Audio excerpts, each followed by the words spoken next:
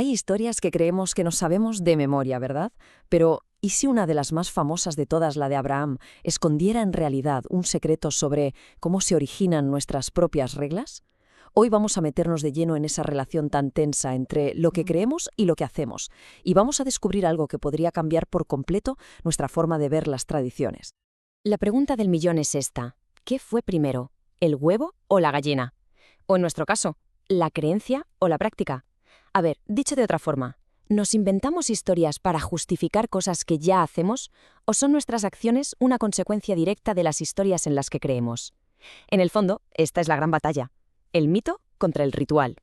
Vale, para entender bien todo este lío, vamos a empezar por lo básico, por la interpretación de toda la vida, la que casi todo el mundo da por buena sin pensarlo dos veces. La visión clásica es bastante sencilla. El mito es el porqué de las cosas, es la historia sagrada que lo explica todo, el origen de todo. Y el ritual, bueno, el ritual es el cómo lo revivimos. Pensemos que el mito es el guión y el ritual es esa obra de teatro que representamos una y otra vez para que nada pierda su sentido. Pero entonces, ¡zas!, aparece en escena un historiador de las religiones, Mircea Eliade, y le da la vuelta a todo. Para él, Abraham no es un personaje mítico más, ¿qué va? Es el protagonista de una revolución que partió en dos nuestra forma de entender el tiempo. Esta imagen lo clava. A la izquierda, el tiempo cíclico de siempre, un eterno retorno como las estaciones del año, donde todo se repite. Y a la derecha, la gran ruptura que propone Eliade. Según él, la fe de Abraham rompe ese círculo para siempre. Por primera vez en la historia, un evento es único, irrepetible.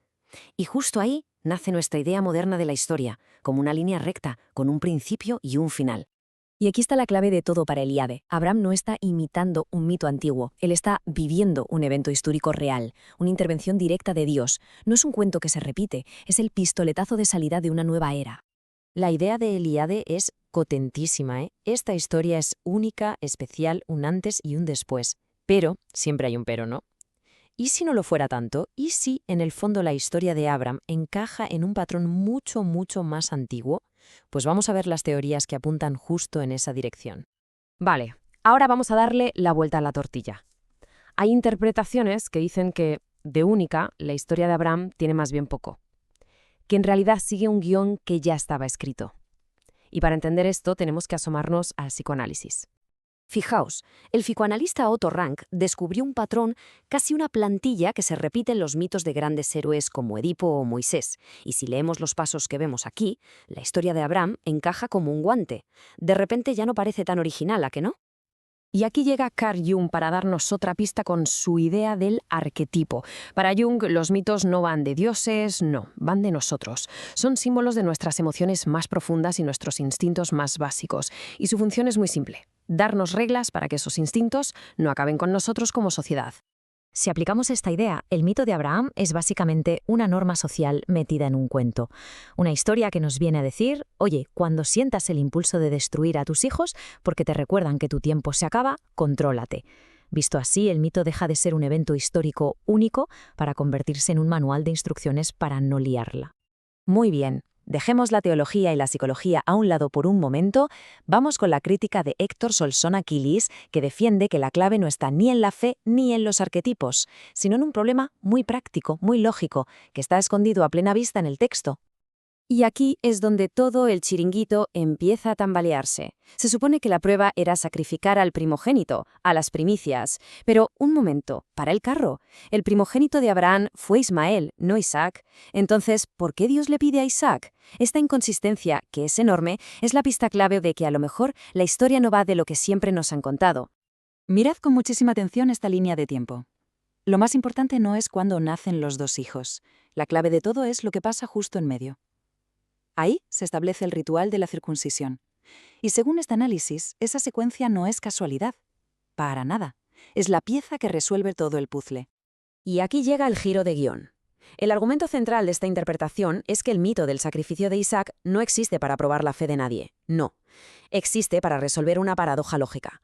Un problema irresoluble que creó el propio ritual de la circuncisión.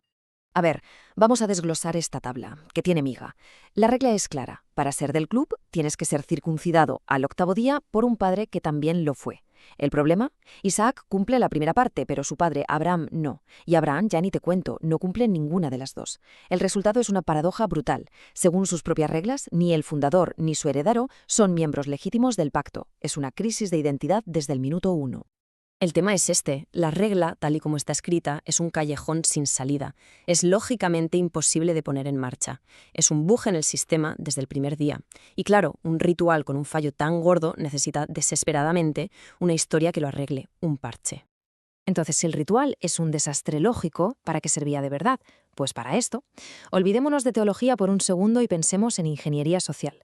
Se trataba de enmarcar a la gente para saber quién es de los nuestros y quién no, y para legitimar el castigo a cualquiera que se saliera del rebaño. Y ahora es cuando todas las piezas encajan. Y volvemos a la pregunta del principio. Teníamos un ritual de control social con un fallo lógico garrafal. ¿Cómo se soluciona eso? Pues te inventas una historia. Esta cita lo resume a la perfección.